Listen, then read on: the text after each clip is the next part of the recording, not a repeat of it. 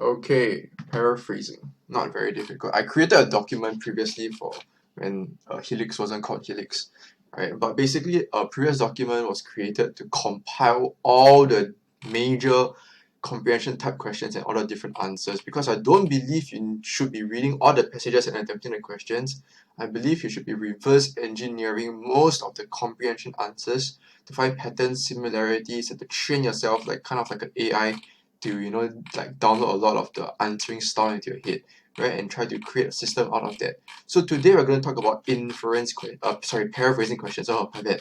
Right, so what's wrong with paraphrasing questions? Most people for paraphrasing questions, right, the problem is that they overgeneralize. So what do I mean when I say they overgeneralize? What I mean is that they tend to look at the sentence and they try to maybe understand it, then they try to like repeat back the idea in their own way, right? So what they are doing when they're paraphrasing is that they are explaining the meaning of it. They're not paraphrasing.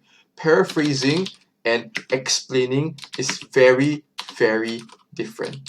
Paraphrasing is you retain all the important components and you use a substitute word. Explaining is kind of bordering inferring already. So if you follow this mentality, you will run into a lot of problems, or you will always feel that, hey, my answer is kind of like on around the area, but I didn't really get it. Right? So I'll give you an example. So let's say a student you like has a let's say that the question right has a sentence like maybe there okay there's like phones are an utterly new invention, right, of modern society. Okay, I'll use relatively. I think relatively is a bit easier for most people, right?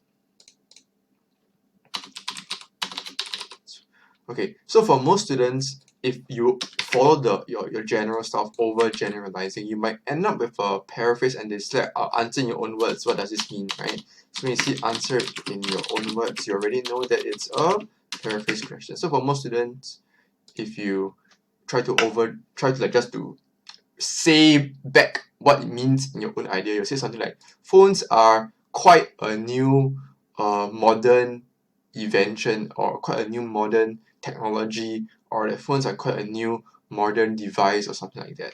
You cannot do that because you'll lose a lot of marks. You have to be almost like a scientist, right? So what I mean is that you have to identify, okay, how many keywords, right, are there here, and then based on that you want to block by block, color by color, right, and paraphrase one by one, right? So I'm running out of colors already, so difficult to do this. Okay, now maybe I use, what color should I use here?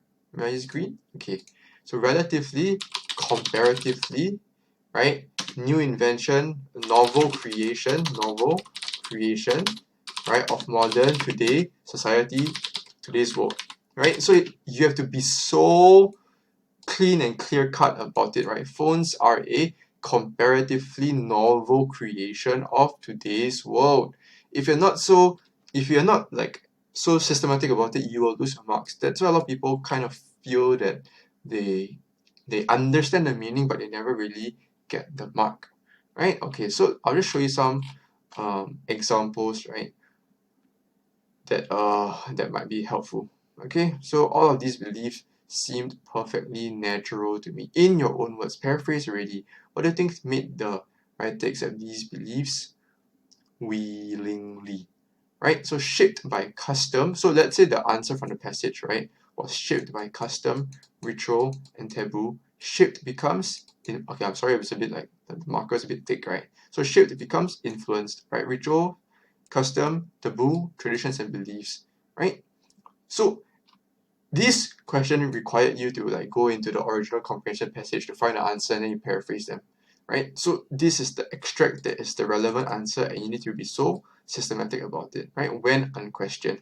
So when unquestioned, if it's one word and you cannot find like a substitute synonym, you might have to just explain it, right? No one challenged these beliefs, right? Okay, I'll show you one more before we end the video. Okay, so let's say from the passage, they were conditioned to fill the silences. Right, so conditioned becomes trained, fill silences, not allow gaps, right, in the conversation. So it has to be that systematic, right? Sometimes you will not be able to find like a word-for-word transformation or word-for-word synonym, so you might have to explain it. But the difference between that and what most students do is that most students they explain the general idea of the sentence instead of explaining the general idea of a certain particular word or phrase, which is why they will always drop marks, right?